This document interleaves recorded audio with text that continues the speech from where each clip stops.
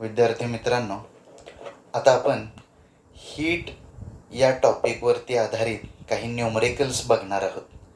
त्यातलं एक न्यूमेरिकल इथे लिहिलेलं आहे. Equal heat is given to two objects A and B of mass 1 gram. दोन ऑब्जेक्ट्स आहेत, दोन्हीचं मास सेम आहे 1 ग्रॅम, आणि दोन्ही ऑब्जेक्ट्सना दिलेली हीट सुद्धा सेम आहे. Temperature of A increases by 3 degree Celsius and B by 5 degree Celsius. आता दोन्हीला हीट दिली म्हटल्यावरती टेम्परेचर वाढणार आहे. ए या बॉडीला हीट दिल्यानंतर 3 डिग्री फक्त टेम्परेचर वाढलं, आणि बी या बॉडीला हीट दिल्यानंतर 5 डिग्री सेल्सिअसनं टेम्परेचर वाढले. आता जर ह्या दोन्ही ऑब्जेक्ट्स एकाच मटेरियलचे असते तर दोन्हीतला राईज इन टेम्परेचर समान राहिला असता. परंतु ज्या अर्थी ह्या दोन्हीही ऑब्जेक्ट्समधलं टेम्परेचरमधला जो फरक आहे, टेम्परेचरमधला जो राईज आहे तो वेगळा आहे, त्या अर्थी या दोन्ही ऑब्जेक्ट्स वेगवेगळ्या मटेरियलपासून बनलेले आहेत. Okay. Which object has more specific heat? प्रश्न काय विचारलाय? कोणत्या ऑब्जेक्टची स्पेसिफिक हीट जास्त आहे, ए ची का बी ची, आणि अँड बाय विच फॅक्टर, आणि किती पटीमध्ये? आता पहिला जो प्रश्न आहे, कोणाची स्पेसिफिक हीट कॅपॅसिटी जास्त आहे, त्याचं उत्तर आपण प्रश्न वाचूनच देऊ शकतो. ज्या अर्थी दोन्हीही ऑब्जेक्टचं मास सेम आहे, दोन्हीला दिलेली हीट सेम आहे, बघा, तेव्हा ज्या बॉडीचं टेम्परेचर जास्त वाढत नसतं तिची स्पेसिफिक हीट कॅपॅसिटी जास्त असते, म्हणून तर टेम्परेचर कमी वाढते. लक्षात घ्या, जी काही हीट दिलेली आहे ती शोषून घेण्याचं, त्या हीटला आपल्यामध्ये सामावून घेण्याची कॅपॅसिटी ज्या बॉडीमध्ये असते तिची स्पेसिफिक हीट कॅपॅसिटी जास्त असते. एखादी बॉडी जर जास्त हीट स्वतःमध्ये सामावून घेत असेल तर उरलेली हीट ही टेम्परेचरमध्ये रिफ्लेक्ट होत असते. ज्या अर्थी टेम्परेचर कमी वाढतंय त्या अर्थी त्या हीटनं, त्या ऑब्जेक्टनं जास्त हीट सामावून घेतलेली आहे. तुमच्या लक्षात येते का? बघा, एखाद्या वस्तूला उष्णता दिल्यानंतर ती वस्तू हीट स्वतःमध्ये ॲब्सॉर्ब करून घेते, आणि काही हीट ही बाहेर टेम्परेचर राईजच्या स्वरूपात रिफ्लेक्ट होते. जर त्या बॉडीनं शोषलेली हीट जास्त असेल तर राईज इन टेम्परेचर कमी राहील, आणि त्या बॉडीला हीट सामावून घेण्याची क्षमता जर कमी असेल तर ती बॉडी, तिच्यामध्ये टेम्परेचर जास्त वाढेल. जर टेम्परेचरमधला फरक जास्त असेल, राईज इन टेम्परेचर जास्त असेल, तर स्पेसिफिक हीट कॅपॅसिटी कमी असते. या न्यायानं ए या ऑब्जेक्टची स्पेसिफिक हीट कॅपॅसिटी जास्त असणार आहे, कारण ए मधला राईज इन टेम्परेचर कमी आहे, बी मधला राईज इन टेम्परेचर जास्त आहे. याचा अर्थ बी या ऑब्जेक्टची स्पेसिफिक हीट कॅपॅसिटी कमी आहे. ओके. पुढे विचारले बाय विच फॅक्टर, किती पटीनं. अर्थात यासाठी आपल्याला मॅथमॅटिकली हे सोडवावं लागेल. बघा, मी हे एक्झाम्पल सोडवण्यासाठी प्रत्येक टर्म आधी एक्सप्लेन केलेली आहे. तुम्हाला एक्झाममध्ये उत्तर लिहिताना या पद्धतीतच लिहायचं आहे. Here mass of object A is equal to M A is equal to 1 gram, mass of object B is equal to M B is equal to 1 gram. दोन्हीचंही मास 1 ग्रॅम इतकं दिलेलं आहे. Change in temperature of object A या object मधला change in temperature delta T A is equal to 3 degree Celsius.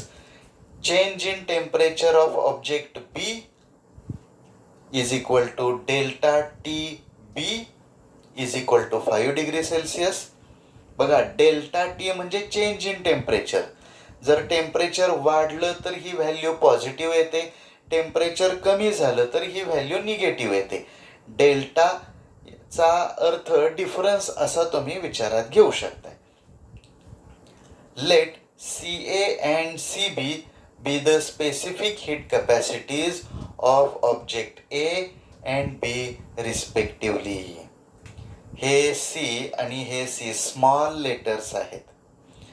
CA and CB ह्या काय आहेत? Specific heat capacity आहेत.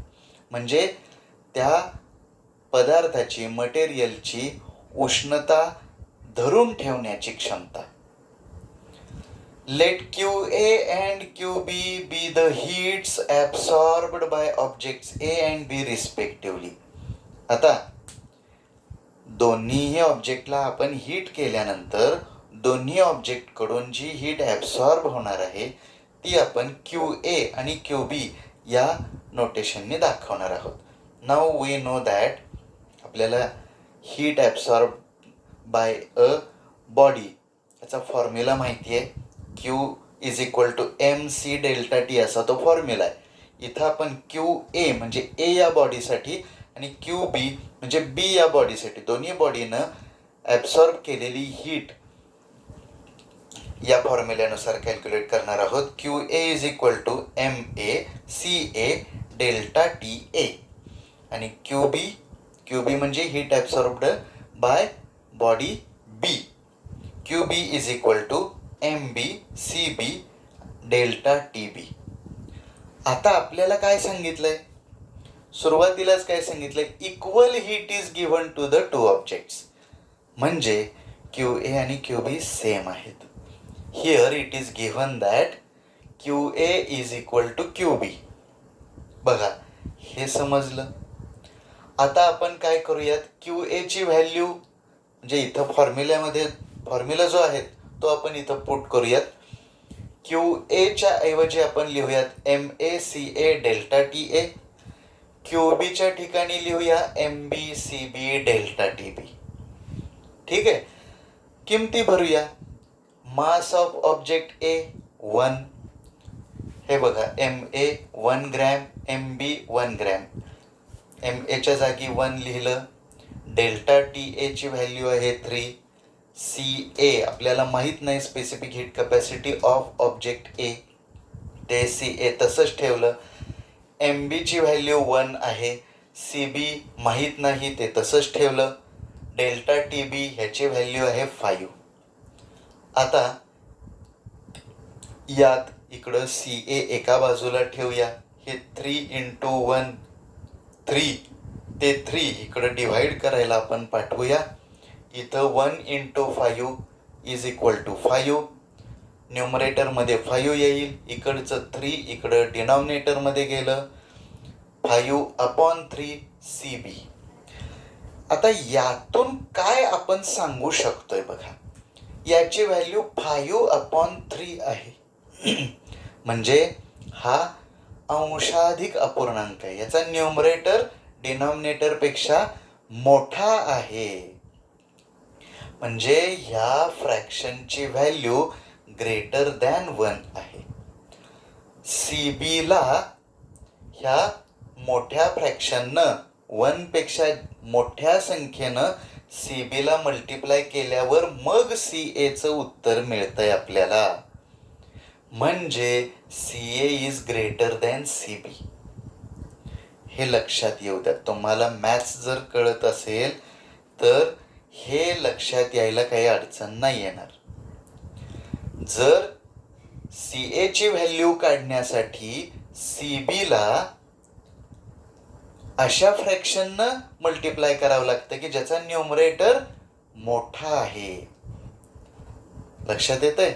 तर त्या वेळेला याची व्हॅल्यू ह्याच्यापेक्षा जास्त असते. म्हणून from this it is clear that specific heat capacity of object A म्हणजे C A is greater than that of object B. C B पेक्षा सी ए मोठं आहे. आमच्या पहिल्या प्रश्नाचं उत्तर. Which object has more specific heat? Object A has more specific heat. आणि by which fraction म्हणजे किती पटीनं मोठी आहे?